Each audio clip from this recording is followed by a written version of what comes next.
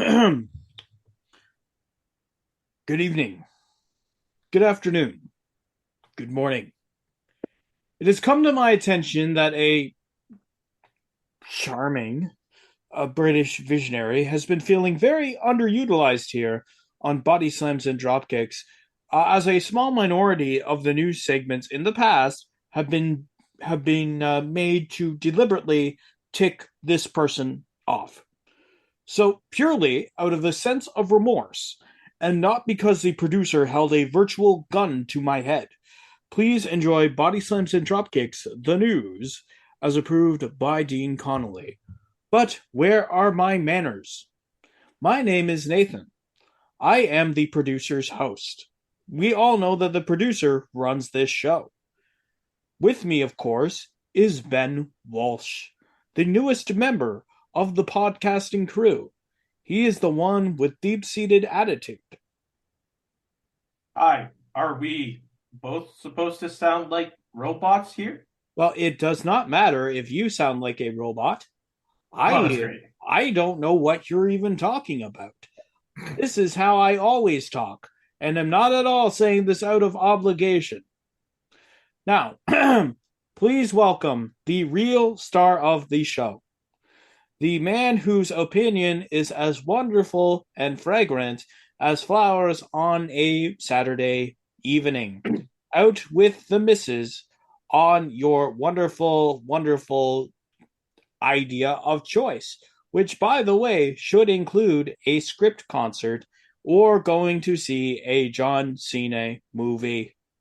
Please welcome the man whose opinion should be taken as gospel, the one true savior of the podcasting landscape. Please welcome Dean Connolly. That's the best intro you've ever given me. Well, if Are you going to top it next week, mate? Well, if you think that intro was great, just wait till we get to the news, Dean. Okay. As announced on SmackDown, Zelina Vega, aka the most deserving woman in WWE, has a shot against Rhea Ripley at Backlash in Puerto Rico. Doing nothing to deserve it after going into Adam Pearce's office and saying, I'm a Puerto Rican, Backlash is in Puerto Rico. Why don't you do it? Huh? Ben, Dean, how likely is it that Rhea beats the heroic rise? Zero. You're tongue-tied. Sorry. How is it that Rhea can beat the heroic stylings of Zelina Vega? Keep in mind, she is a legitimate competitor. And no, it should not be a 5-minute squash, as it's the only way to make Rhea Ripley credible at this point. I mean, really, you couldn't build up anyone else at that time? I mean, really, there are thousands of women in the world who could do a better job of being a person than freaking Zelina Vega, but I'm sorry. Ben, Dean, please discuss. I love Zelina Vega. She will not win. We all know how much you love Zelina Vega. I do love Zelina Vega a lot. The difference is I do love her, but I also know at the same time Rhea Ripley is the future of the women's division. She's just won the title. Lose it within the first month would be catastrophic. Losing it within the first month with no build. Zero! There is that as well. Zero build. When's Backlash, by the way? Is it next weekend? It's on there. It's 2 weeks from Saturday. Yeah, it's after the draft. Yeah. Surely, after the big reset. Surely, wouldn't it be better to do the draft after the pay-per-view? Yes! It would be much better. But no, let's not do that. Let's not do a great reset before the pay-per-view. Like, why would we do that? I'm sorry, is this Vince McMahon's decision again? I have no idea whose decision it is, but whoever it was drunk at the helm. Hold on, was it Hunter? Okay, I'm gonna be perfectly honest. Okay, look, running the WWE was a lot harder than I thought. Let's make that perfectly clear. I may or may not have had a few to drink on my way towards, ascending the creative thing. I know I say I don't drink, but for whatever reason, when I go to sleep at night, I look at my memo and see to myself, well, there's about 12 hours worth of crap that I didn't think I put in there, and then all the script rewrites happen and all that other stuff that apparently I don't even have any sort of input on. But you gotta worry about yourself and your health. But really, who could have possibly thought that this was a good idea? It does nothing for Rhea Ripley's reign. Let's get that clear. She No, hasn't built anybody. It does no, nothing for Zelina Vega at all. And I have a much less positive opinion of her than Dean does. he does. But seriously, this does her a great disservice because you're just throwing her in there because of her Puerto Rican descent.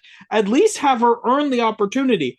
What happened to the days of even the fatal four-way contenders match to earn an opportunity? What happened to what Liv Morgan and Raquel Rodriguez had to go through to get their shot at Becky Lynch and Lita?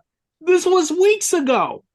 And you're saying that Rhea Ripley, who had to win a Royal Rumble to get that championship, could have just got it by going into, let's say, an Australian event and saying, hey, Adam, I'm Aussie. Let's do this. I want to take the title. No. God, no. What's the point? But I digress. Yeah. There is no point aside from Zelina is just literally the first fish while we try and figure out who her first real challenge will be. Why don't they at least have her earn it?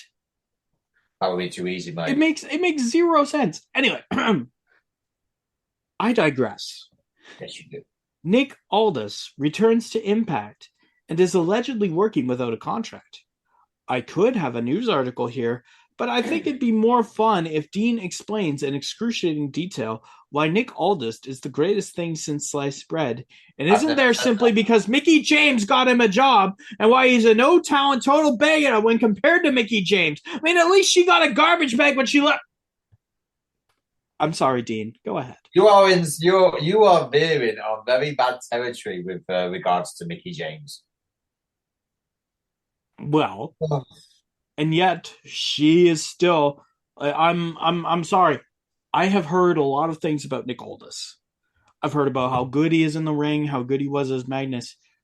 I also heard about how nobody in the NWA really wanted to work with him after a little while because his backstage attitude was very similar towards a Sasha Banks. Yeah. I haven't heard that, but every wrestler has an ego, to be honest. Just someone just worse than others. Well, I can see that, but I don't understand. I don't understand why you could go to Impact and have everybody look at you like, oh, best thing since sliced bread, and have a certain British guy on this podcast just basically get his eyes all wide, and it's sort of like that Family Guy gig. For those who don't know, that Family Guy gag with Bruce Jenner coming out to the stereotypical showgirls orchestral stuff, and you've got all the Marine Corps going nuts over him. It's similar to that with Dean, but I digress. Why is Nick Aldis so great? I don't know. Can someone tell me? I think he's a good wrestler, but I think as we've documented before, it would be a case of we think he's good, but we wouldn't hire him for our companies. We did actually have that discussion. No, I wouldn't have touched him with a 20-foot pole. I would, but he would have to sort if he does have a bad attitude backstage, he would have to sort it out because I wouldn't have that in my company. Yeah. So anyway, a bit of more positive news. AEW has announced the Four Pillars tournament where Sammy Guevara, Jungle Boy, and Darby Allin are fighting to get a championship shot at Double or Nothing against the Salt of the Earth. and man who Dean says he's most like in the business. How delusional was the producer when she approved these things on your behalf? Well, put it this way, I don't have an acid tongue like MJF does, but I appreciate the compliment. Ah. Anyway, the tournament concludes on my birthday, April 26th. There's going to be a match between Darby Allin and Sammy Guevara. Ben, Dean, who do you have in that match? Who do you want to see face off against MJF? And potentially, because there are rumors of this, would you like to see a fatal four-way, four pillars match? I would, regards to the fatal four-way, four pillars. Yeah, fatal four-way, four pillars. I am down for. I very much expect Darby to be the one that wins, despite having MJF interfere and try to help Sammy. Yeah, because that's been going on. They tease that. I'm sorry, but I very much expect Darby to win. How does Sting play into all this? Because you do know about the promo that Sting cut on MJF. Well, Sting is obviously Darby's father. Yeah. That's how he plays into this. How dare you bring my boy to justice? I'm gonna come after you. Cacao. Actually, now I just want like old Sting and Little Darby, just as like this old, really low budget 80s style show. Like Sting, the grizzled old vet, and Darby, like the young up and coming. It's an easy premise that I'm sure everybody would like. But anyway, speaking of things that Dean loves, Seth Rollins will also be facing Omos, the Undertaker, aka Dean's favorite wrestler. Aka the man who Dean looks at creatively as the Holy Grail, called Omos a man with amazing potential. Assuming the Undertaker wasn't taking a massive deuce on the business, because the man would not know talent if it bit him in the. I'm sorry, Omos, really? He has no right, rhyme, or reason to bloody get into the ring with a frickin' broom, let alone Seth frickin' Rollins.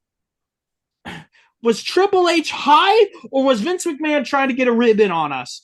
You know what? I'm not joking around. It has been announced Seth Rollins versus Omos with no build, with Seth Rollins having a surprise Twitter reaction. There is nothing here. Yeah, Nathan, just for the record, it's Seth freaking Rollins, not frickin'. Freaking. Carefully withdrawn. It is Seth But seriously though, why would you have these matches with no build? And what has Omos done at all? Nothing to warrant this. Like even canonically, so Seth Rollins goes. He's been on a winning streak. He beats the crap out of Logan Paul. And I forget his name, KSI or something like that. He goes and he has a real banger of a match with The Miz last Monday night. And if you haven't seen it, seriously, go watch it. It's fantastic. Versus Omos, who beats Elias in the only 42 seconds of wrestling and does nothing and loses to Happy Brock at WrestleMania and is well known for not being able to talk or carry a feud with one of the best talkers in the business. I don't get it. Here's a question: Who is worse, Omos or Giant Gonzalez? Oh, Omos.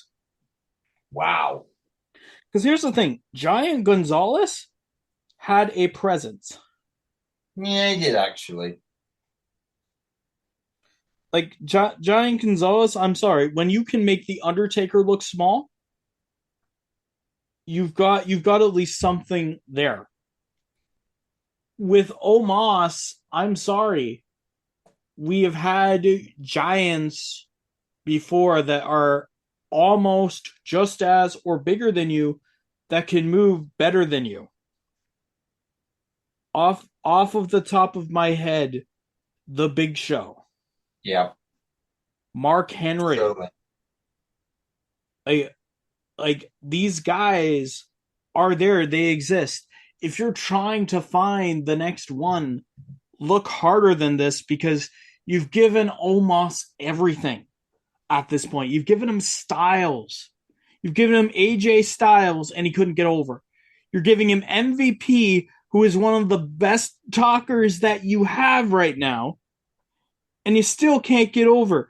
You have a match against Brock Lesnar at WrestleMania, and Omos can't get over, despite the fact that Brock Lesnar was bouncing around like freaking popcorn for him.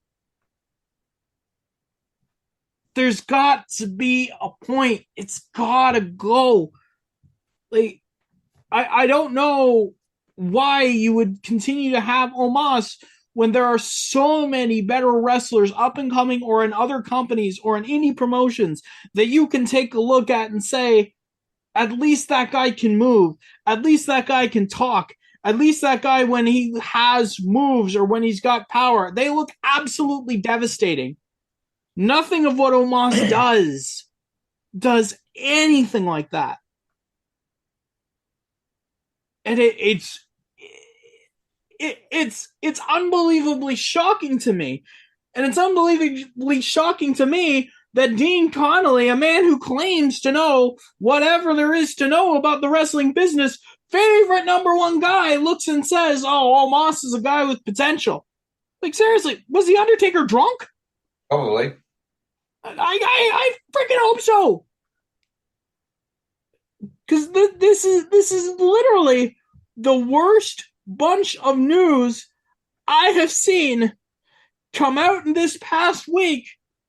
Most of it is WWE, and that has me super scared for the future as we're heading into the WWE draft, and it's turned my world of wrestling and my respect for the WWE and everything that has been done since summer 2022 up in smoke. I don't believe it. Like, this is absolutely crazy. Dean, can I just stop this whole charade and go ahead and do the lightning round? Because it's a lot more fun. Yeah. Oh, thank Christ. I didn't even, I saw that news and I was like, I don't even want him to do it. Oh, thank Christ. Thank freaking Christ. Okay. The lightning round, just way more fun. But in Nathan's defense, Omos is like one massive tree. Oh. That's literally what Omos is like. Every time I see, this is because I don't have BT Sports, so I don't watch Raw and SmackDown. Every time I see something with Omos on YouTube, I'm just like, yeah, I'm not even going there. I haven't even seen his match with Brock at WrestleMania because I know it'll be a waste of my time. Yeah. So as soon as I see Omos, I'm like, right, I'll go to the next one. But if I may just say, Nathan, Omos and Seth Rollins, I think somebody must have been drunk and high when they suggested that. Even me with my limited my GM expertise would not book that in a million years. Yeah. It's not going to sell out venue. It's not going to sell out Puerto Rico. It won't be surprised if Puerto Rico is actually sold out because it'd probably be the first pay-per-view there. It is the first pay-per-view there in a very, very, very long time. But if I may also say, you are not making the card exciting. Well, I'm sorry. You've got Rey Mysterio. You've got Rey Mysterio and Bad Bunny versus Judgment Day, or LWO and Bad Bunny versus Judgment Day, and that's the only thing there that has really gotten me super excited.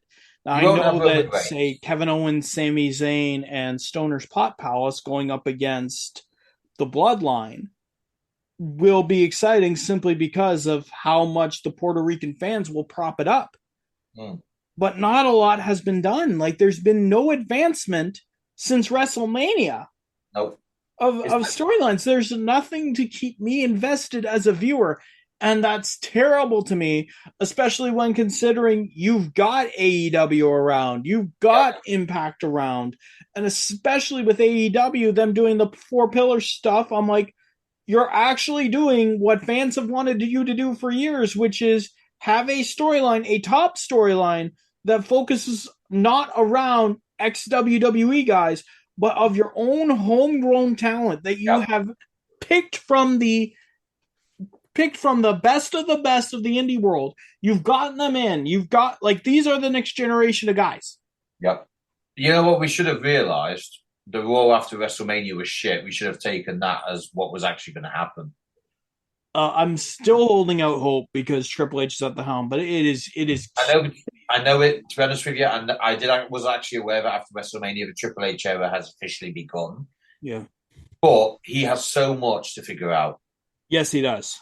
Yes, I think the majority of that is how the hell are we going to get both titles off Roman Reigns? Exactly. Like, I'm sorry, you had the perfect thing on a platter. You had Cody Rhodes on a platter that was given to them, that was a top of the line face that has not been beaten by Roman. Yep. Everyone else has. The fan swell of support behind them. Whether or not they're leeching off of Sami Zayn is another thing entirely. You had all that around them. If you were going to take Roman Reigns off, that was going to be the time. That was when your payoff was going to be the highest for it. 1 minute. Yeah, but Cody hasn't faced enough adversity, you know? Oh, yeah, just like Roman Reigns hasn't faced enough adversity, because when was the last time, Ben? When was the last time Roman Reigns had ever won a match that wasn't just the same thing? Bloodline interferes, lol. It's been like over a year. Yeah. Yeah, literally over a year. And actually, he did win that because of interference from the Bloodline. Technically, yeah, he threw in the towel, didn't he? That or if Jay didn't say he quit, Roman was gonna break Jimmy. Yeah. Which, I'm sorry, that in itself, as an isolated incident, is good. I've got no issue with that as an isolated incident. But when it happens month after month after month for over a year, you seriously... And he claims to be untouchable despite him being in many losing positions. Yes. And then cheating to win. Yeah. Yet he still sees himself as untouchable. No, he shouldn't. There should be more vulnerability there. There's not. And I'm getting so sick and tired of the WWE storylines. That's why I did this. No build for any of that stuff. Or the fact of the matter is, when you look at the WWE top line stuff and people are trying to defend it, I look at it and I think to myself, okay, but where is the adversity? Where's the what if? Where is anything that is remotely good about the wrestling business right now? It's not there, and it's driving me nuts. It is purely a coincidence that it involved most of Dean's favorite people. I'll tell you what is actually ironic. I have actually watched less on WWE's YouTube page this week. So I barely watched anything Raw. I've barely watched anything SmackDown. I've watched more NXT highlights than I have Raw SmackDown. Yeah. And even I haven't watched any. Yeah. And I'm sorry. I've been the one who's been watching WWE prepping for this because, you know, I do the news. But this is the kind of crap that's in the news all the freaking time when it comes to just what WWE would want you to report on. And it goes absolutely counterculture to everything that wrestling was back when, I know when you, Dean, and I were growing up on it, Ben. Yeah. Absolutely disgusting. Absolutely disgusting. And it hurts me in so many ways doing a podcast like this when that is the product we're given. Do better, for the love of God. Speaking of stuff that's better, the lightning round.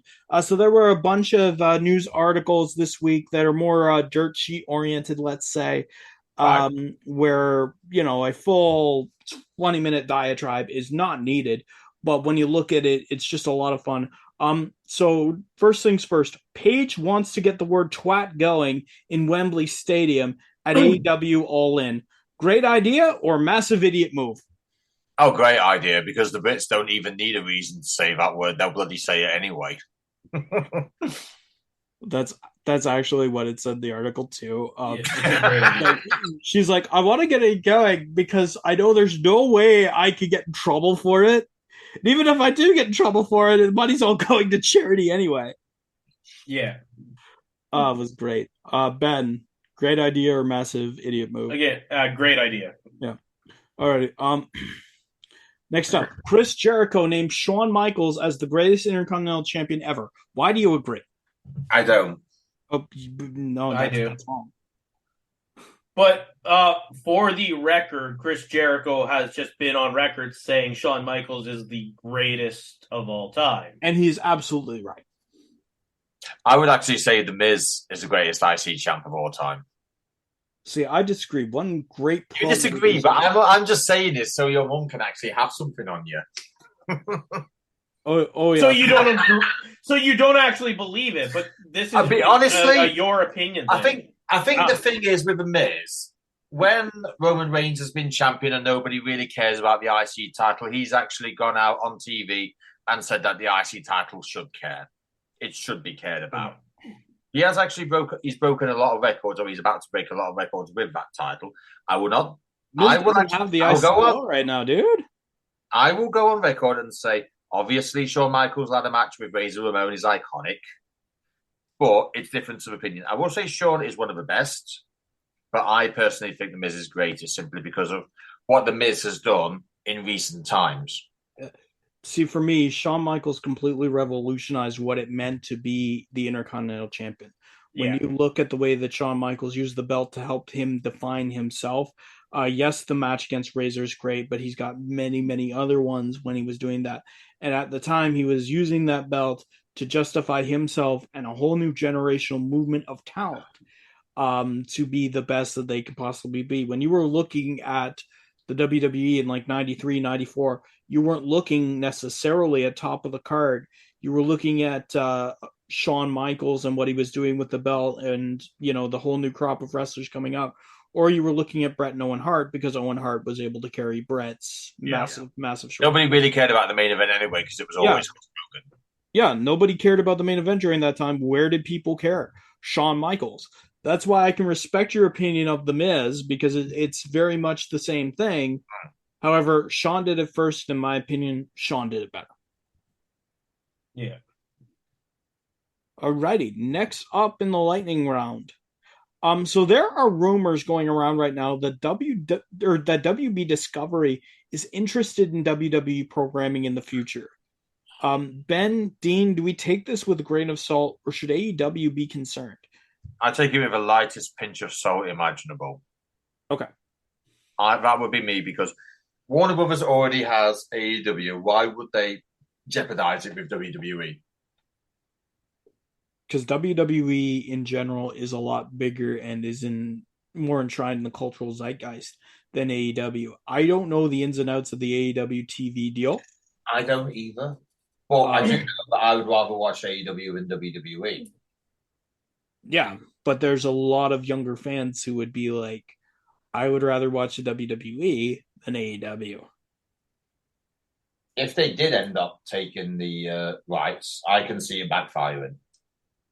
Oh, I could as well, but I could also see it working out very, very well for them if they were able to market it well. If they were. Yeah, which there's got to be the will there. And that's why I say there's just rumors right now because it's not somebody like David Zaslav or somebody like that saying, yes, we want to go and we want to get the WWE. I think it would be stupid of them not to want to have the rights to probably one of the most watched TV shows of all time. Any big company is always going to be interested. Doesn't mean anything's going to come of it. Oh. So next up, Big E wants Xavier Woods to compete in more singles matches. Ben, Dean, does he deserve them? No. Absolutely. He lost his first singles match on Friday night in over 600 days. Did you end up seeing Xavier Woods? Yeah, he went undefeated for over 600 days in singles matches. Did you ever see Xavier Woods versus Walter, by the way? Did you see it from Friday? No, I haven't watched it. Absolute banger. Oh yeah, I believe that. I just haven't had any time or real interest in seeing it after what has happened. Yeah, absolute banger. Absolute banger. Dean, why not? Because when you think of a New Day, the first people you think of is Big E, then Kofi, then Xavier. I disagree. I'm gonna go with that's completely untrue, and not because of Nathan gonna bring up Francesca. I'm going to go with that's completely untrue because up, up, down, down. Which isn't wrestling. It's No. video games. But a majority of the fan of New Days are up, up, down, down viewers. He's got a point. A majority of the New Days fan base think of Xavier Woods first because they know the story of how Xavier Woods, Kofi Kingston, and Big E came together based off of Xavier Woods' idea. Not going to deny that, but for me, I would rather have. If you were saying to me that say Walter was going to fight a member of the New Day, Xavier would be the last person on my mind. But that's just how I think. Didn't he just agree with me, Nathan? Pretty sure he did. I don't think I did. You said if they were going to fire a member of the New Day, Xavier Woods would be the last one to come to mind. Actually, I believe I said that. In my opinion, it goes New Day, Big E, Kofi, Xavier. That's what I said. Nate, move it on. For the record, I think you're both wrong. I really think you're both wrong. The number one member of the New Day is not Xavier Woods, as Dean loves, or Big E, Kofi Kingston. It is Francesca, the trombone. In fairness, he does have a point. She is the greatest member of the New Day, and heck, probably the most over woman and instrument on the roster right now. Everyone gets excited when Francesca's there. You hear chants saying, "Play Francesca, play Francesca." Like Francesca can do the Final Fantasy VII Victory tune. Hey Nathan, can I ask you something really quick? Yeah, go ahead. Is that because you're the fan yelling out "Play Francesca, play Francesca"? No, surprisingly not. I know. I am the one who marks out heavily over Francesca. I'm not gonna lie.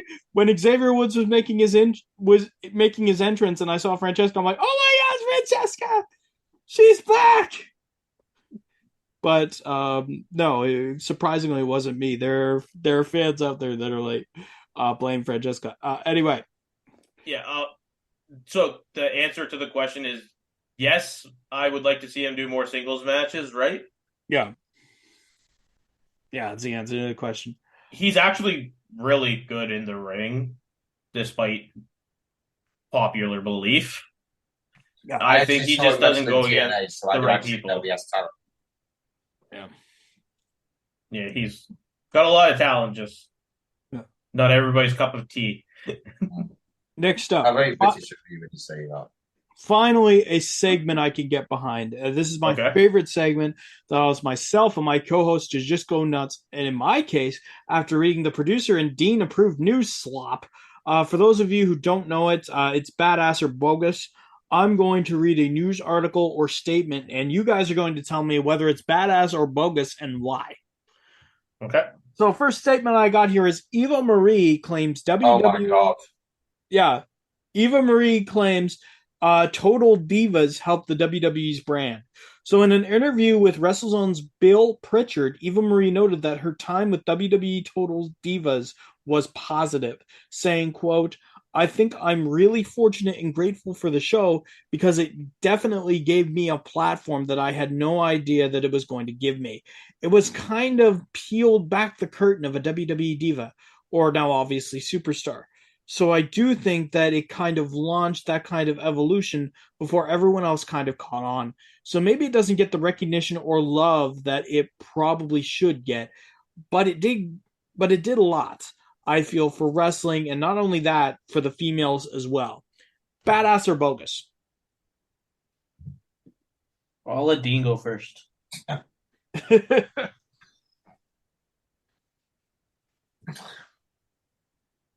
now I broke you both. No. I was gonna let Dean go first because I do the third option. I genuinely don't know what to say. I think that's probably the biggest pile of bogus bullshit ever. And I'm going with the third option of boring. Yeah. So basically what she's saying is Total Divas made reality TV what it is. Is that what she's basically saying? No, she's saying that Total Divas elevated the WWE Divas division and not hurt it. I can think of two people that it elevated, and then the rest. Yeah, it didn't really elevate anyone. And I've never seen it. I'm sorry, Brie and Nikki did wonderful things on Total Divas. But that's all they're known for. Yeah, that's it. That's all they're known for. They're not known for being. Yeah, and they moved on to get Total Bellas their own show. Yeah, which in my opinion was a lot better because it focused. Everyone else only got noticed or even thought of because they were in a shot with Nikki and Brie. Yeah. And that's the unfortunate thing. It did not do a damn thing for the division. Not a damn thing. It did wonders for the male audience. Oh yeah. Yeah. Yeah, I'm sorry. You look at the Divas division, even around that time, you had people like AJ Lee. You had people like, and I'm going to throw up because I'm going to say this, you had people like Natty, who were at least trying to wrestle and bring relevancy to the division. And then you had Total Divas completely undermine what women who actually cared about wrestling were doing. And if you knew the slightest bit about how to be a wrestler, Eva Marie, you'd understand just how absolutely bogus your statement was. So, next up, Trish Stratus worked WrestleMania 39 with a partially torn hamstring. This comes from an appearance with Steve Carrier of Busted Open Radio, saying, quote, I had a few obstacles. I had a partially torn hamstring, by the way. Nobody knew about that. It was just like, WrestleMania, let's just go. This time I had this injury, so I was a little unsure going in. But man, there's something about feeling at home. It's like riding a bike. As you guys know, when we get back in there, your body's like, I got this. Just do your thing, and it just flows. I've kept my health and fitness up, and that always plays into it as well. I am good in those moments, right? So, do you believe her when she says that she had a partially torn hamstring at WrestleMania 39, badass or bogus? I haven't seen the match, but if it's partially torn, I could probably imagine that it was actually partially torn. Did she feature in the match much? She featured in it quite a bit, actually. Yeah. At least in really athletic spots. Yeah. But I do know, partially torn hamstrings hurts, but you can still go through that. It could be a bit of the worst thing in the world, to be honest. But I'm tempted more to say it's more badass than bogus. Yeah, it's completely badass because she still out-wrestled Lita and Omos. To be fair, all of us can out-wrestle Omos. Yes, but she done it with a partially torn hamstring. Yeah. Anyone who does what Trish Stratus does in the ring with a partially torn hamstring should be worthy of respect. I'm sorry. The only thing that I could look at about this that could possibly be bogus is whether or not she even had the injury. Yeah. And at the same time, like, her philosophy is great. I'm happy that she's back. I'm even happier that she turned heel and we could be getting Becky Lynch versus Trish Stratus. Oh, I hope so. By the way, chaps, is it bogus or badass where she went on Raw and said, I am not your fantasy? Let's face it. How many teenage boys she was their fantasy? Myself included. There's a lot of people. He was mine. It was. But here's the thing. I think if you're looking at her from a character perspective, absolutely she would believe that.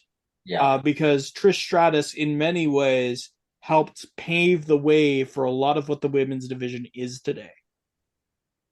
And that's why Trish Stratus can hang with them and hang with them so well, because Trish Stratus was the pioneer of that, and does care a lot about the wrestling business.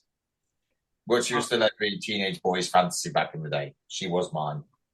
Yeah, mine too. So we have a badass or bogus triple play. These all come from the Kurt Angle show, and they're all talking about Kurt Angle when he was talking about one of the only spot monkeys I could ever get behind, Rob Van Dam. So Angle has made several claims about Rob Van Dam, but here are the ones that stuck out to me. Number one, he wasn't sure if he ever worked with Rob Van Dam when Van Dam wasn't high. Number two, Rob Van Dam always attempted to get higher than high during match planning. He would leave, toke up, and return. Number three, Rob Van Dam and Shawn Michaels have very similar wrestling styles, only Shawn is more athletic and Rob is more flexible. Ben, Dean, out of these three statements, which ones are badass and which ones are bogus? I already have my answer, just so you know. I think the third one's probably more bogus. Thank you. Thank you. No offense, Rob could do the splits. I can't see Shawn doing them. That's all flexibility. Yeah, that's flexibility, not athleticism. Yeah. Technically, isn't it a bit of both? No. I tell you what, when I get Jean-Paul Van Damme, I'll ask him that question. Yeah. So here's the thing. You can do the splits and be the most unathletic person. Yeah. It hurts like hell, but you can do it. Yeah. I actually know someone who was in primary who could do the splits when she was 7 years old. Yep. And she had both athleticism and flexibility. I'm not literally just saying that because the topic's been brought up. I actually remember her doing the splits in a kids' play once. She was absolutely athletic as hell, and she was quite flexible. I'm thinking to myself, why are you bringing up a 7-year-old kid being able to? Yeah, it's kind of weird. Basically, I was 7 years old at the time. She was in my year. Wow. Probably should have led with that. Yeah, that makes that doesn't make it sound as bad. Yeah, no. Yeah, I'll lead with her. She was in my year at primary school, and she was actually in my year at secondary. So literally, for the entirety of my childhood, I actually knew her. Well, there you go. Yeah. As for me, I think they're all badass. I think the first two could be bogus, but either way, they're all badass. Okay. First two, because that's just funny as shit. Yeah. Second one, that's part of the first two. And the third one, it honestly depends on your definition of athleticism, but yeah. I would say yes. I don't think that Van Dam and Shawn Michaels have very similar wrestling styles. See, I do as well. I do. So, my argument would be that they have the same wrestling style, as in the sense they do basically everything they can to make the other person look good. That's wrestling philosophy for me, not wrestling. They're both high flyers. Yeah, but they go overboard. For me, Shawn was always more technical, more catch as catch can. Rob Van Dam was always a bigger high flyer. Shawn Michaels was more interested in the character. Rob Van Dam was more interested in the spot. So Rob Van Dam would do all those high spots. Shawn Michaels could do those high spots if it made sense, but you could also believe that Shawn Michaels possessed a ground game. You could believe that Shawn Michaels can lock in a submission. You can believe that Shawn Michaels could wrestle a comedy match and make it seem all the more better. You can see Shawn Michaels doing the spot monkey thing. Shawn Michaels could do everything. Rob Van Dam was really only skilled at doing those high spots and being that high flyer. In terms of wrestling philosophy, that is where I completely agree with Ben. Rob Van Dam was like the poster child of WCW. Let's be fair here. He was the one. When you look at ECW and you look at the best of the best from it, there's no contest, Van Dam. And it's in his defense, when I watched, because I did watch the Invasion, the one Invasion guy who really got my attention was Rob Van Dam. Yep. I think what it was, I actually liked his unorthodox style, Yeah. which I must admit is more high flyer. Sean is, I will admit, Sean can do the high flying moves as well, but sometimes it feels like 50%, if 50 between 50 and 75% of RVD's moves are airborne. Yeah. Yeah, Shawn Michaels used to be like that as well. You're So I looking at that completely though get where they come from. you're looking at that in the Rockers. Yeah. When you So get I completely understand where they come from. I think Shawn and RVD styles are the same style. Shawn's is just a more modern version for, say, someone who can't afford to get hurt as much. well, see for me, Shawn Michaels, and when I went to go watch Shawn Michaels, because I could see your point. Shawn Michaels was able to, and I stress able to change his style. Ironically, at the point when Angle wrestled him, Yeah. that was like peak style Shawn Michaels, and it's at that point when I look at that question, I think to myself, oh my god, no. Shawn Michaels has a style all his own. Rob Van Dam has always been that high flying style.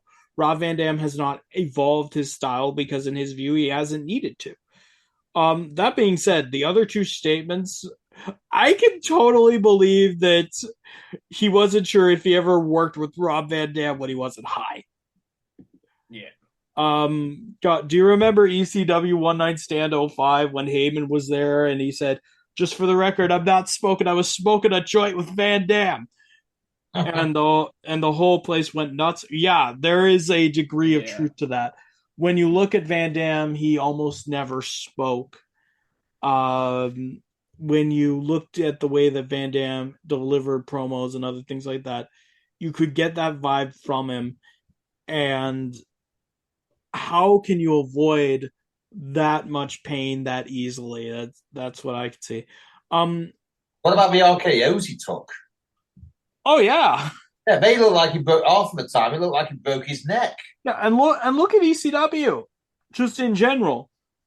The same as Rob Van Dam always attempted to get higher than high during a match planning session. You know, you'd think that one would be bogus, but it has been proven psychologically that you will do better on tests, exams, or performance if you're under the same conditions as when you were originally preparing for them. Yeah. So if he goes into a match high, I can believe that planning for the match where you have to remember your spots, especially for somebody like Rob Van Dam, where it would be a requirement, yeah, you would want to be higher than high. Because it is one of those cases where, damn, man, some of the stuff he does, absolutely crazy. Last one we have here for Badass or Bogus before we get to the topic at hand. This is according to Sean Ross Sapp of Fightful Select. Right. WWE has reached an agreement with Twitch, with WWE getting a cut of the profits for Superstars' work to allow them to return to streaming on Twitch. We've got no idea how big of a cut is that's being given to WWE, as the majority is Twitch and WWE Superstars. And we know that there are few, if any, restrictions on what the WWE Superstars can do on Twitch outside of the terms of service.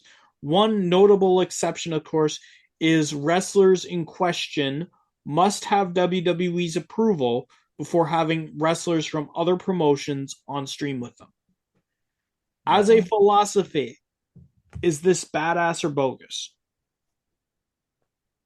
Can I say it's more relief than anything? That they're able to come back to Twitch? Yeah. But you remember how the whole shebang went down in the first place? Yeah. I'm not gonna say it's badass. No, it's a little bit of both. I can't say it's badass, but I can't really say it's bogus. It's what I would put it down to more relief than anything. It's kind of in the middle. It's what it should have been. I just don't. So I have read this similar article where it says WWE's cut is out of Twitch's side. not out of the superstar side. Oh, is it? Okay, that's I good. have read in the same article, WWE negotiated for them to get more of a percentage than than regular streamers, than non WWE streamers. Also good. So if this is potentially what it is, WWE has basically shown Twitch as a weak spot for negotiating, because obviously, Yep. Yeah, but getting a ton of WWE superstars on there, that's going to make them a shit ton of money no matter what. yeah. But I think it's kind of bogus because of what it does to the regular streamers. Okay. I could see that. Could you argue, and this is just me throwing things out there, could you argue if these ever become more public, like, because we know the dirt sheets are out there and we know that wrestling fans are, for lack of a better word, rabid. If something was to come out about the WWE and the Twitch deal that is set in stone, could Twitch streamers then use that to go negotiate a better deal with Twitch? They If you could know the ins and try, outs but of I the don't deal, think then they'd there's no really reason why they do can't. well. But the other thing Because is, you mentioned Twitch. Has it mentioned YouTube? It did not mention YouTube. This is just Twitch that I know about, because Twitch was one of the biggest hang-ups for a lot of people. That's why Yeah. Zelina Vega left for 7 months. That's why Paige left. Yeah. That's why people like Adam Cole were considering WWE. But I think the other thing is with YouTube, they take more of a cut than Twitch does. That's why a lot of streamers went over there in the first place. no, No, they actually don't. no, they really don't. Actually, a lot of YouTube streamers went to YouTube because it was just easier to have all their content in one place. Yeah. There's that reason. I remember. YouTube actually takes a lot less of a cut than Twitch does. Off of Well, stream. Now, Yeah. But the thing is with YouTube, and I do know this, the guidelines for what's the word I'm looking for? Oh, your community guidelines. Yeah, community guidelines are a bitch, particularly when what was it they said? They basically put guidelines in that if anything was to happen, I can't remember what exactly it was, but if anybody's basically if YouTube gets sued by somebody for watching a video that they can't, that's basically if their kids are 15 and they're watching something not for kids. Oh yeah, okay. Then basically it's the creator who gets done for it and not YouTube. Yeah, that's FIPA. That's what sort of put me Yeah. off putting stuff on YouTube to begin with. Yeah, YouTube is the platform. That's why you've got the community guidelines in there now as being justified as for kids and not for kids. But at the same time, I was 6 years old when I tried to buy Predator, which is an 18. So Yeah, it's to be predicted. It's Yeah. to be absolutely you know, was. you know it's going to happen. Yeah. So, but here's the thing from my perspective. I'm looking at this from a Twitch perspective or a WWE perspective. I'm thinking to myself, WWE superstars are independent contractors. Yep, there is that as well. Why does WWE have so much control over what they do outside Yeah. the WWE? I think to answer that question, it would be a case of they need to protect their brand. Would probably be the obvious answer. I can see them wanting to protect their brand. That's why I can understand. I do not necessarily agree, but I can understand why Mandy Rose was in a spot where she was let go, and she's doing wonderful things now with whatever streaming accounts and OnlyFans. I know which one it is, but I can't remember. Do either you two know what the deal is with AEW and Twitch? That I do not know, but I do know that AEW isn't. I don't believe, and maybe Ben, you know more about AEW than I do, but I don't believe they're really meddling in Twitch affairs.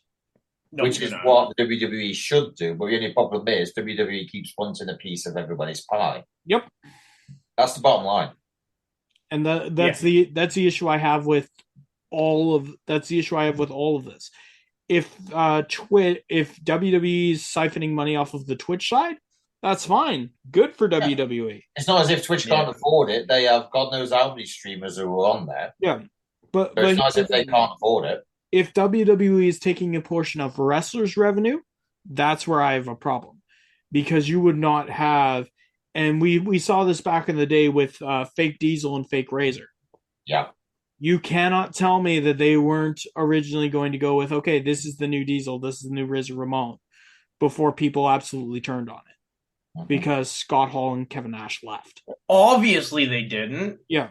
I mean, they didn't. It's not like they had fake in their name from day one. Yeah. Absolutely. Absolutely. It's one of those spots where, yeah, it's a gray area, but is it a gray area in which case that we can go ahead and take a look at it and see to ourselves, okay, will this be beneficial for the wrestlers or will this be beneficial for WWE?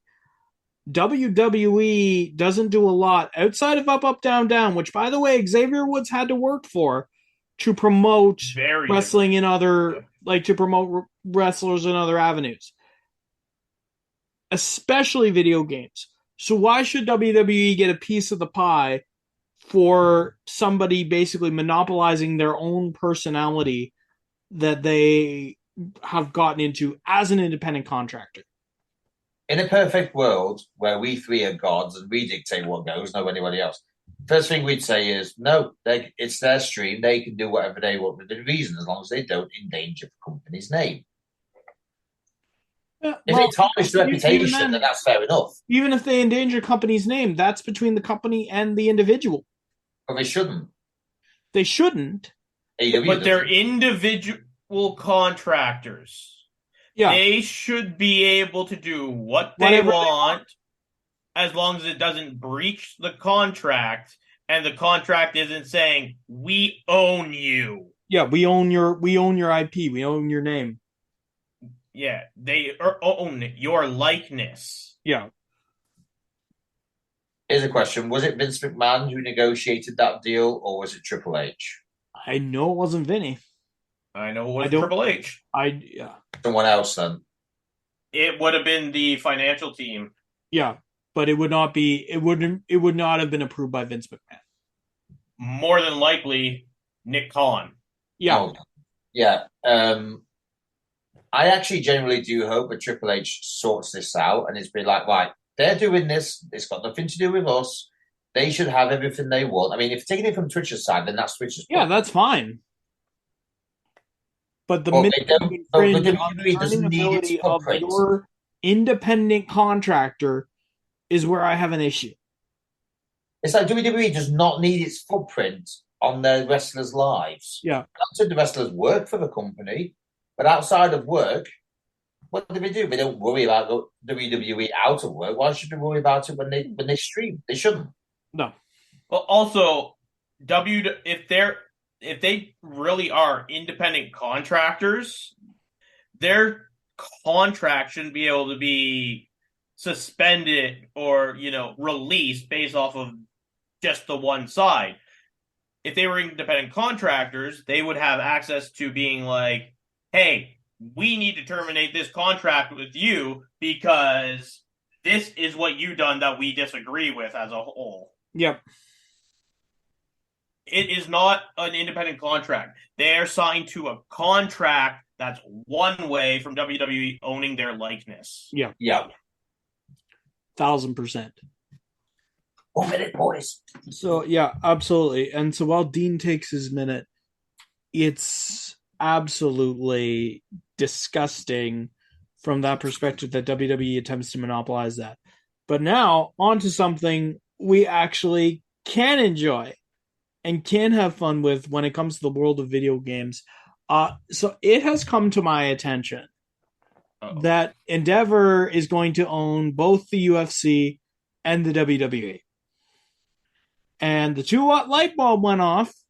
UFC has its video game license with EA. WWE has it with 2K Games. So my question to you guys is going to be, when those licensing agreements expire, which aren't going to be until I think 2026 in the case of 2K. What are we going to see when it comes to the landscape of video games by Endeavor? Are you going to go strictly with one company, EA, 2K? Are you going to keep everything the way it is? Or are you going to license, or are you going to open up the license so that WWE games can be made by EA and UFC games can be made by 2K? To be honest with you, every single thing you just said could be an answer. Yeah. If it was, to be honest with you, there's many ways, like you said, like you just literally said, there's many ways to look at it. If it was me, I'd keep them separate, because why would you want two same amounts of games but with different, I'll say with different companies? So why would you want two games done by EA, one UFC, when one WWE, when they're going to be exactly the same? Because one comes out 6 months after the other, and the other comes out 6 months after that. Yeah, if you I will take a say one, look but at at the same time, a lot of people know WWE. Not many people know UFC. oh, But that's the thing, though. I have actually played a UFC game. It's quite technical. It was when I played it anyway. I haven't played the newest WWE game yet, but I do know that I do actually prefer WWE games, obviously because of my GM. But at the same time, if it was to be made by the same person, same company, would you have elements of both games in both? you could. So would my GM go over to UFC, for instance? You could. You easily could. But here's the thing. When you have, like, this is why I'm hoping, I don't believe it's going to happen, but I'm hoping they open up the license to engage competition between EA and 2K to make the best product possible. It doesn't matter if they come out at the same time. It only matters if it makes the WWE and Endeavor money, as far as I'm concerned. And the best way to do that is to have that competition. I've seen in sports games, because I play sports games all the bloody time, the difference between a 2K sports game and an EA sports game. In most cases, when it came to, and this is from back in the day, you had your EA sports games, which were more arcadey, more fast paced, more, less technical, we'll say, but more what everybody can kind of get behind as a casual fan and casual viewer, versus your 2Ks, which were more simulation based. Sure, yeah, they were a little bit slower. Maybe the gameplay isn't quite as flashy or as fast or as fun, but the amount of feature suites that they had were second to none. Tremendous. And you always had competition between the two development groups. I think that could lead to greater competition down the line. When you look at, let's say, what the wrestling landscape of gaming was back in the N64 era, you had your Aki games, like your WCW NWO World Tour, and you had your games by Acclaim, WWF Warzone, WWF Attitude. The fact that Acclaim was there could push the Aki games to be better. The fact that Aki games were out there could push the WWE to put more pressure on Acclaim before just deciding to up and leave them. Competition in this era is a good thing. I understand from the promotion side of things why you would only want one video game, but in terms of competition and what it can do for the end user to have a yearly sports game every year, hot damn, competition would be great. Do I think that they're going to have one sports game for each of them rather than open up the license so that EA can make it and 2K can make it? I don't believe it's going to happen. I wish it would. I think it's going to be very similar to what it is now, because what it is now is a formula that can work. Yeah, so go on. I'm under the same opinion as Nathan somewhat. I don't think anything's going to change because people are calling them one company now when really they are still two individual companies just under one company. And the other thing is WWE 2K is actually I'll say rebuilding after 2K20. It's definitely improving year by year, but at the same time, is somebody who knows of the travesty of 2K20 going to say, right, we're confident we can take over from 2K games? Well, you had the idea here at the point of 2K20 when 2K22 was the last one in the licensing agreement. WWE was in talks with EA. And you have those talented developers over there that could say, yeah, we've got a game with a good enough engine to take over. EA has made Fight Night, EA has made UFC.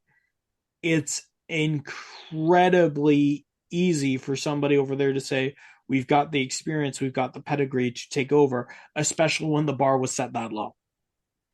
They could. Yeah, anybody could at 2K20.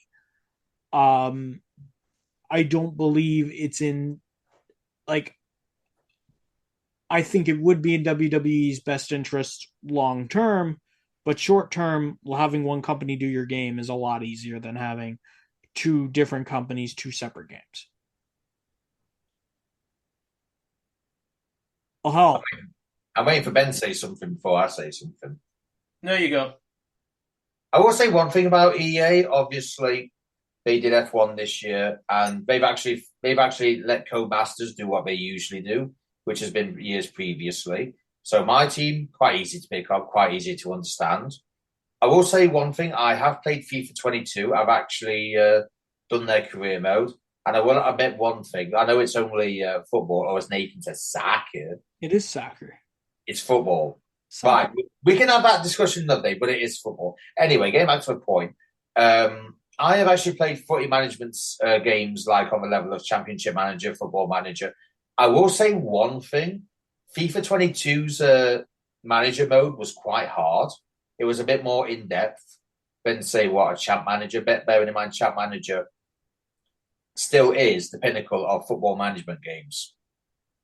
Just ask anyone who played it. A lot of my year played it when we were younger.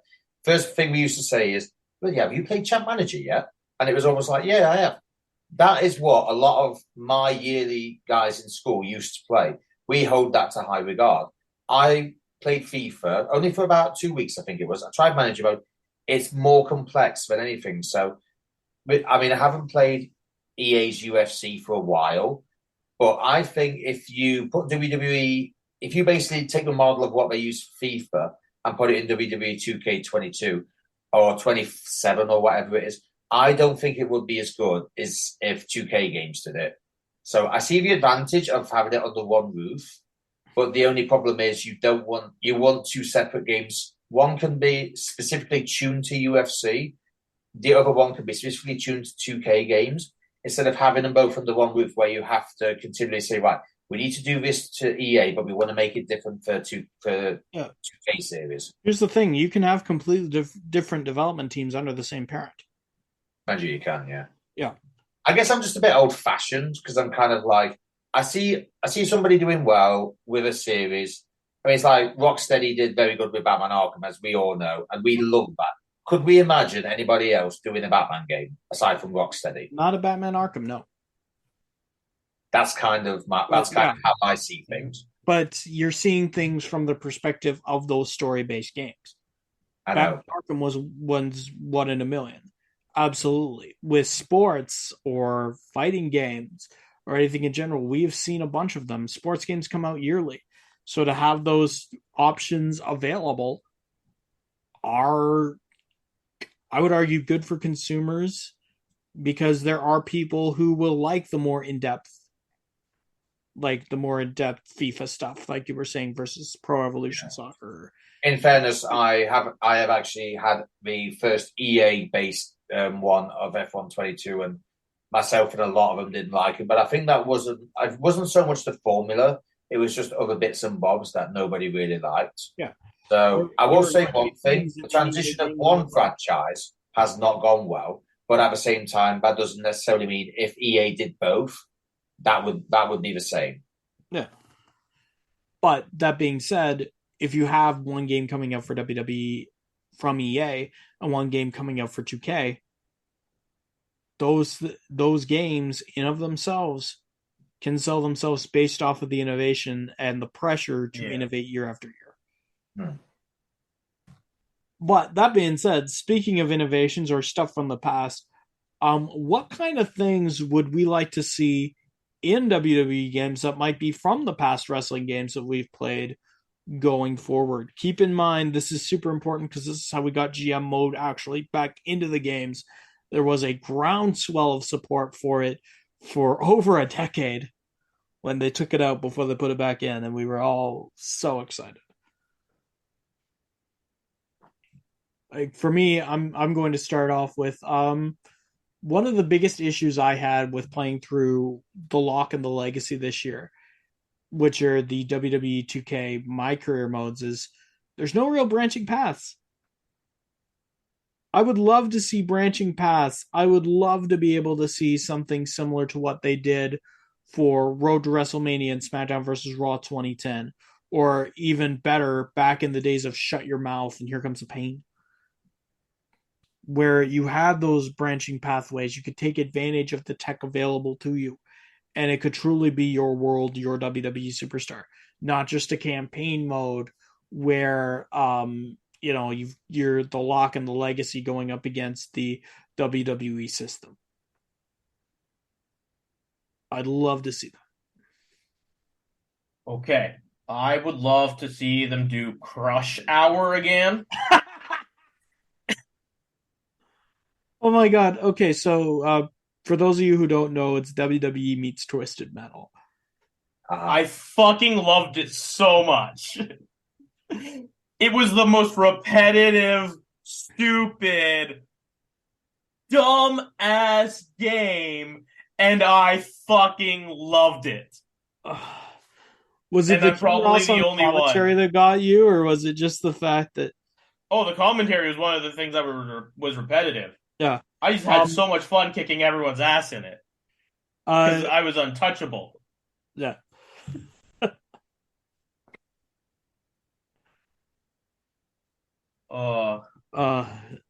It's great times. You remember the commercials? Yeah, In-game commercials, the Cooking with Kane show in particular. yeah. Oh my god. Do yourself a favor if you haven't seen it. Go onto YouTube and search up WWE Crush Hour commercials. Yeah, I mained The Undertaker back then, I believe. He was the only one with a bike. He was too. Yeah. I'm I actually was either surprised. Taker or Jericho, I believe, actually. Can you remind me, did Austin have an ATV in that game? Monster Truck. Okay. Close up. Rod Van Dam had an ATV. Yeah. Jeff Hardy was driving a wood-paneled station wagon. Yep. Oh, yeah, it was so good. Regal in the British Roadster. See, Regal's just made sense, though. Yeah. Triple H Armored ATV. It's just so funny. Some of them. But yeah, that's what I'd like them to bring back. Yep. Also, more than 4 maps, please.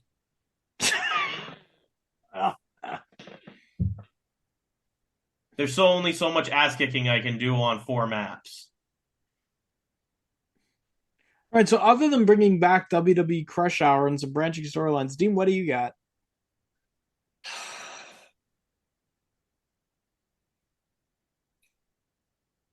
I must admit, I'm struggling, chaps. Yeah. Although, what I would like to see in the next couple of years is it's ambitious. I will grant you that, but I would actually like to see a WWE or a UFC game where, when you speak out of a microphone, the AI will react to what you say. Okay, that would be cool. Because that's the one thing I have noticed with all the games that I've played, even now or in the past. It's always like, it never gives you the choice of what's actually said. But if you made the choice of what was said, that would make things a lot more interesting. Well, even if you had something like that as a feature in like universe mode. That would that would actually make that not so much sell more, but it would give it an extra dimension. As I mentioned, the fact that I've been traumatized by advanced AI before, so I know how traumatized everyone else would be. I do hope that is actually what happens because there has to come a time in gaming where we are advancing technology every single year, maybe even every single month. It's time to when the time comes. I don't know when it'll be. We should add something like advanced AI into WWE games or UFC games to make it a bit more, not so much challenging, but make it a bit more than your average game. I'll say. Yeah, I can buy that. I can get behind that. Anybody Advanced, got anything I to would say add? advanced AI has already been used in Alien Isolation, and it gave me more than a few headaches. Just because the AI was more intelligent and more I'm trying to think of a word. More random with everything. So it's like you thought you could work out an alien's pattern, but the only problem is the AI was too good that you never knew what was going to happen with it. I truly think if the first person who says, right, we can add this, that will be a game changer. And then every other wrestling game would fall behind. They spend more time trying to figure out, right, how can we do this? How can we do this? How can we do that? Whereas the company that does invent it is actually going to come very high in its sales because it has that one unique feature that no other game does. It's true. I Everything, just don't see that as possible. anything. Advanced AI to a point has already happened in Alien Isolation, mate. Yeah, but even like to do that in a WWE game, I can see it happening for universe mode, like you were saying. If you If were you to did cut that a for Universal promo, Mode, it would still be something different that WWE yeah. would bring to the plate. Do you remember back in the day, Ben, when we had those promos that were basically, I'm Ben Walsh and I'm calling you Dean Ambrose? Yes, Okay. So imagine that only because every controller now for like PS5, they have built-in mic. possibly Yeah, they Series have built-in but I'm mics, like, yeah. imagine you being able to cut a promo and your AI being able to react to it either by text or by, Yeah, AI voice replica. Or by voice I recognition. I know what you mean. I'm just saying I don't think that because at that point the game would have to keep writing new code as it's going, in which case you would run out of basically Not if you've got something kind like of a chat GPT yeah, but it's installed into the still game. As It's a years failsafe, off. you could include in a manual say, right, you can do a promo, but you have to include these words. Yeah. Therefore, that would also increase creativity. Yeah. I think what Dean's saying is I years just off. don't think they'd react to it like they could react to it properly. Yeah. It's years off, Yeah, but I but think it it'd is be a an good idea. idea. Great idea. I just don't think it's possible to do. I didn't say now. I did say in time when we do actually have a Yeah, and I'm technology going that with can that. I'm actually. going with what I'm saying still about your in Yeah. time because it's AI might be able to learn and all that, but that takes up a lot of data for something like that, especially with how much people are going to play it. Yeah.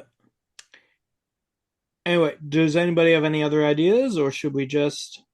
No, No, that was my only idea I had. no, it's a great idea. I just don't think it's possible. I'm not trying to knock on just it. I think in the future it might be, but obviously now it's not. And like I said, 2K is still trying to build on what they started on 2K22. But I still think it's like decades away. But as a way forward, it in the time it is possible.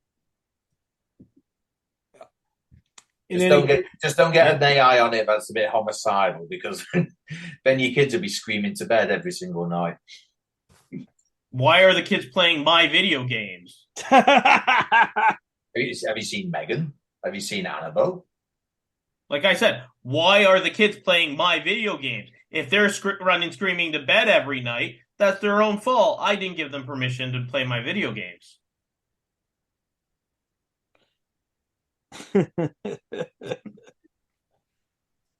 Oh my god. Okay.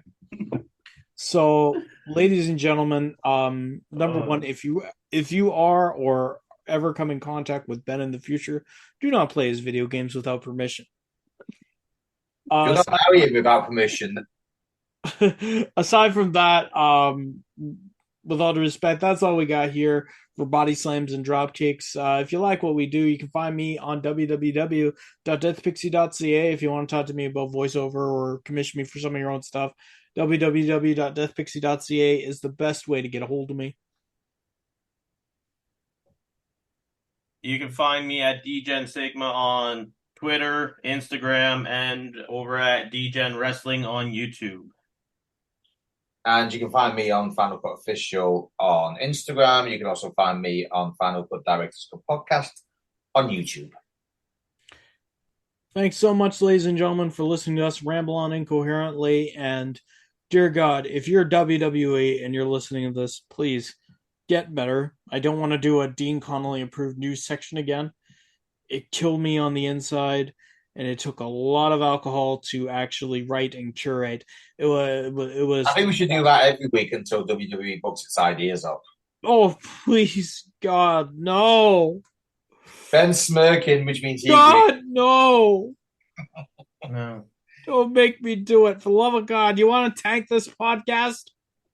I think WWE is already doing that, mate. And we're doing it free of charge as well. Thank you so much for listening to this podcast. We would like to announce that, oh God, we're going to die soon if this keeps up. Oh God.